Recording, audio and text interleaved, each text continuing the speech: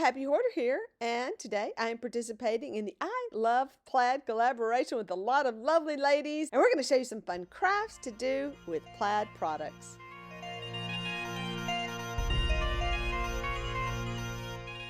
Hi, I'm GERI, and I'm participating in No Junk January, and that is my opportunity to use the stuff that I have and not buy any more stuff. Recently, we had an organization challenge with Teresa B. and Tami of Happiness Created, and it really inspired a lot of us to kind of go through what we had and use what we had, and I found that I had a lot of hearts. So today I'm going to be working with some wooden hearts that I managed to scrounge over the years, some since the 90s. So this is a pretty simple thing. I could have made this video so long, but I decided to cut some parts out. Now, this is just a simple heart cutout with more little tiny hearts glued on. You can do this any way that you want. And I started by using the flag, but I have come back and I have added some pink on there now. That's kind of a cute little heart I'm going to create, and anyone can do this, a little dry brushing over the hearts that are sitting on the outside. Now, I'm going to be showing you 3 different Valentines that I made this time. Now, I'm making Valentines that are going to go onto or into frames. Now, this first one is going to be a little bit more fun, a kind of cute, clever, typical Valentine kind of thing that you would see, and then they get a little bit darker and darker. So keep an eye out for what I make in the end. Now, while making this video, I was working on some other projects, so you may see things come and go inside the frame, but those will be in another video. I'm also going to be showing you some techniques that I really enjoy using, so I'm hoping you can incorporate some of my more artistic techniques into some of your own craft projects. Now, as you see here, I am using some silver paint by Folk Art to incorporate a little bit of silver kiss around the edges, and that is just using the dry brush technique, but only hitting the very edges of the little hearts. It just gave them a little bit more pop. I hope you're enjoying this I Love Plaid collaboration, and we will be doing a giveaway by using keywords. All you have to do is watch all the videos and use their keywords in your comments on their videos, and mine will be mentioned later in the video, so keep watching. And actually, this is a great place to end this little heart. I could use this for a lot of different things. It's very bright and cheerful and colorful, but I'm going to take it to another level. Well, you know me, I got to put a little GERI into it. So I had this other cutout that someone had already painted, half this kind of rosy red and a half kind of a light pink. So I just came in and said, hey, I'm just going to have some fun with this. Now, this is where I start to get a little bit darker. So what I'm using are pencils. I have charcoal and I have white charcoal, but I'm also using some watercolor pencils that are by Crayola. Now, you can use any watercolor pencils, and the reason I recommend the watercolor is when you add your spray, it does give it a little extra pop that you don't get with just regular colored pencils. So I had some fun with that, and the colors I have chosen are a yellow, a red, and this really cool teal color. I don't have a lot of colors in this particular set. These were thrifted, and I was really surprised when someone said, hey, they work really good on the dolls. And I thought, I have spent all this money on expensive pencils, and would you believe they work really good when you're doing the doll repaints. If you're not familiar with my channel, I do repaint dolls. I kind of get them a little dark as well, so that's my thing. Anyway, I hope you join my channel if you have not subscribed, and if you are a subscriber, then you know what I'm talking about. If you've seen any of my videos or any of my lives. So as you can see, I've done something kind of interesting with this one. I have run, this color is not a silver, it's actually more of a brushed metal, and I really like it because it looks like tin. I cannot believe I did not get this technique in the video, but I'm not surprised because I tend to get out of shot a lot. I have to see what I'm doing, guys. I'm trying to get it in there. So let me explain what I'm doing here. I am holding my brush. I load it up first of all with paint, and then I hold it at a 45-degree angle, and I scrape the paint off the brush, and it gives it this wonderful little edge. Now, you don't have a lot of control over this, and if you really want to see how I did it, I did a better demo in one of my lives. I had no idea I didn't get good footage. Sorry about that. But I've included a link in the description and a timestamp. Speaking of no junk January, I found some more things to sort through instead of going shopping and use. And I had all these little wooden letters, and some of the letters I realized spelled out the words welcome. And out of that, I was able to pull the L and the O, and I grabbed a cute little heart shape for the V. And that was my love, because I didn't have any V's. And I worked on another project I'll be working on later as well. So there's my LOE, and let's go find a heart and that kind of stuff. So I sorted through all this stuff, and I'm just showing, I also found love in these really cool block letters that I had. So I had some fun digging through my stuff, because you never think to dig through it until you actually need it. So there it is. I put it together. Now the technique I'm going to use is very similar to this, but I'm also going to be using a lot of scratching. As you see in the heart below, not the wooden one, but the red one, I have taken the original coat of paint, which was kind of a teal color, and painted over that with red. And then I took in this case, bamboo skewer, but you can take anything that's got like a sharp edge, and scratched out some pattern. Now, this becomes part of a layered effect. I'm also doing the same thing on my little love. I'm using a lot of this pewter color that I'm sorry, that's not the color. It's called graphite. Oh my goodness. To kind of get my grays in, but right now I'm really working towards warmer colors. I am using the pink, and I pulled another pink actually for this one, and I have a list of my materials in the description below, and these are all the Plaid products, including the gold. So I'm having to work really fast because I realized my video was getting seriously long with this many projects. So I did the same thing where I ran my paintbrush over the edge to create a gold rim around it, and I did a lot of scratching and a lot of fun stuff with the techniques on the love, and you'll see that clearly in the photos at the end during the reveal. So please stick around so you can see how this all turned out. I just wanted to do something different. I am not one who really likes one solid color. I do kind of like to glob on my colors with a little dab effect. That's kind of a joke with painting, is that versus painting a nice smooth finish, I'm dabbing color everywhere. So sorry about that. Yeah, that's just my thing. Put a little GERI into it. You'll start to notice more things popping up into the frame, so those are projects for later. Anyway, my little love sign, I'm using a pair of hemostats in order to hold some of my tiny pieces. It definitely helps. So if you have not purchased a bunch of hemostats, you can find those online. They're really great for crafting because you can hold on to your tiny things. I also have like little clamps and things like that to hold stuff, and tweezers and all that weird stuff, but these will hold a pretty firm grip, because if you can get them small enough where they'll click especially, but I do find that I can hold on to things better using those. So I am applying now the paint. Now this is where I have incorporated the graphite into it. I love this color. It is also a Plaid product, and it's one of their multi-surface paints. It's super thick and fun to use. I actually talk about this during a live stream as well. Now, once again, I have to pick these up so I can see them. Talk a little bit right here about lighting in your studio. My lighting in order to film has kind of thrown off some of my lighting in order to see. And in that process, I have a terrible glare on my work. So that's something I need to work on this year. And as you can see, there was no way I was going to let that sweet little pink heart stay that color.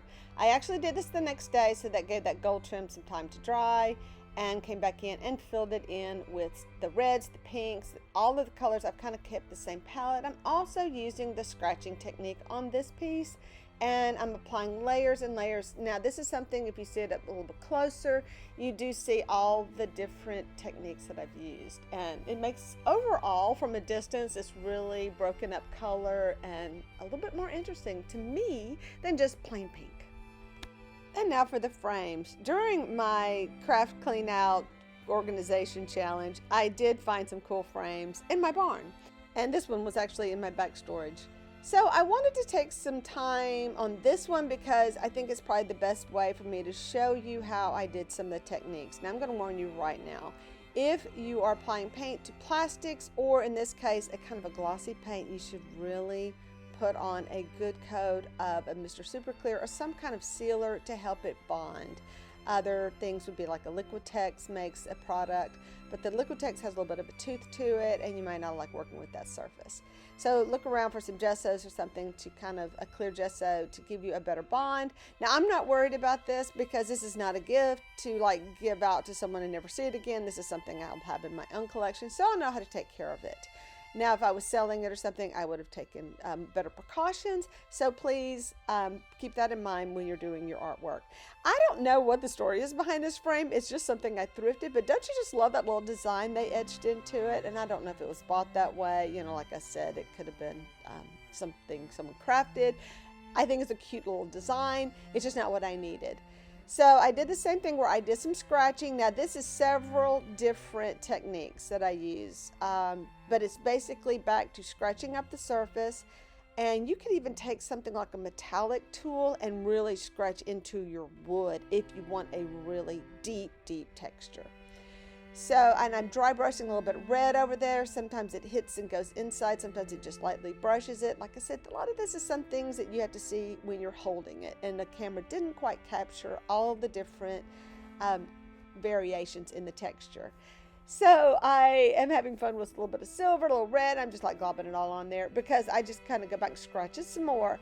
And then I will come back with pencil later. I am taking more time on this so that you can see basically what I've used on everything I've done today. So I'm hoping you're still with me because I know this got to be a pretty long video. I've been trying to keep them short, but this was a lot of projects and hours of work. I'd love to say I just threw this together, but I didn't. It was hours. And one reason is a lot of decisions that I make while I'm painting.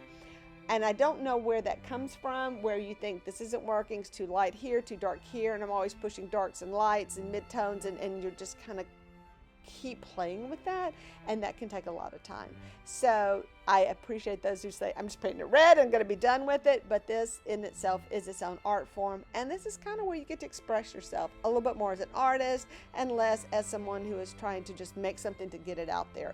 I wanted this to have a story to it, and part of this darkness is just kind of what I'm going through right now in my life. I live with chronic pain.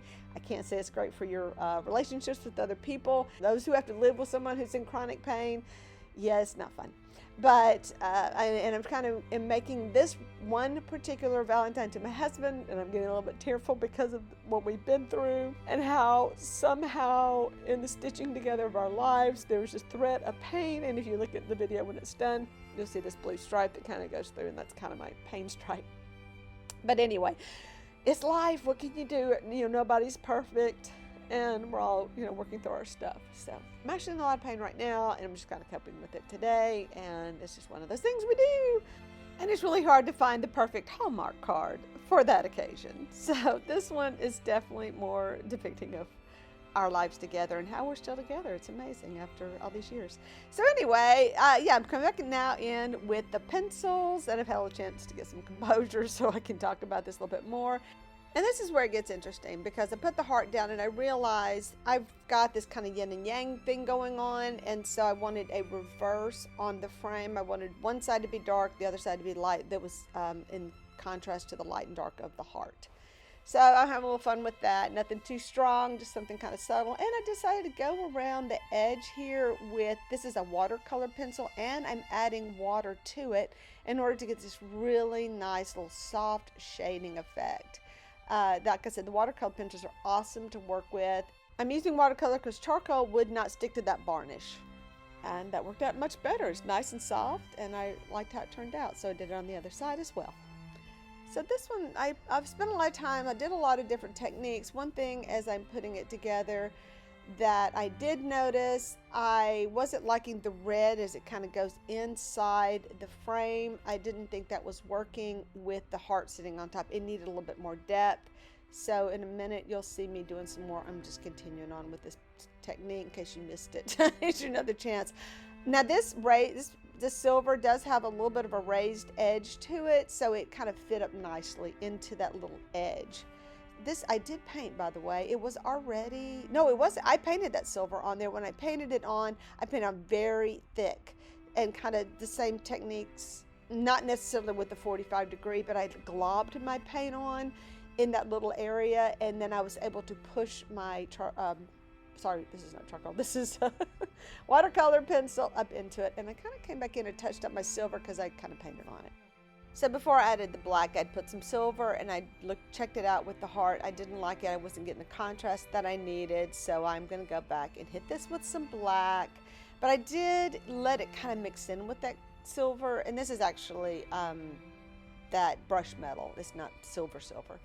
So it's not as shiny. It's not as sparkly, I'll just say, not as glittery. It's more of just this silver flat color. I don't know how to describe it, but I really like it. So you see, I'll let it kind of mix in. It just makes it more interesting. And as you'll see in my final reveal, the contrast definitely made a difference. I just realized as I'm doing the voiceovers, this is the part where I came back in and I did one side lighter and one side darker. But I want to say it did give you an idea of how it looked like all balanced, and I'm really liking the light and the dark better for this particular thing. But if you're just doing a frame and you wanted to add something fun to it, this is an amazing technique. I really encourage you to try it, and if you do, please let me know. If you've seen any of my Gothic Girl videos, then you know how I like to work with the colors over acrylic paints. And once you have that flat finish, now you definitely have to have an acrylic paint that dries with a flat surface. It works so much better. So I really liked the actual MDF board roughness that was on the frame, and so I'm using that as my background, and I'm also using another heart as my spacer. And finally, I sealed everything with the Mod Podge acrylic sealer, and this one is gloss. Here's the reveal. My word of the day is gloss.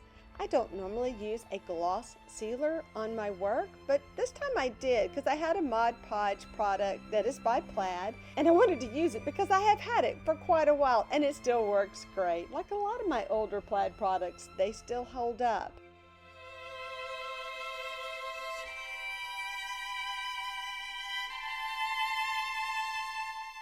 Thank you for watching, and please hit that like button and subscribe if you haven't, and hit that notification button because sometimes I make pretty good videos, and I go live on Tuesdays at 2 and Thursdays at 6:30 p.m. Be sure you check out the playlist in the description below. These are some awesome and very talented crafters, so please check out their contribution to this collaboration. Thanks for watching.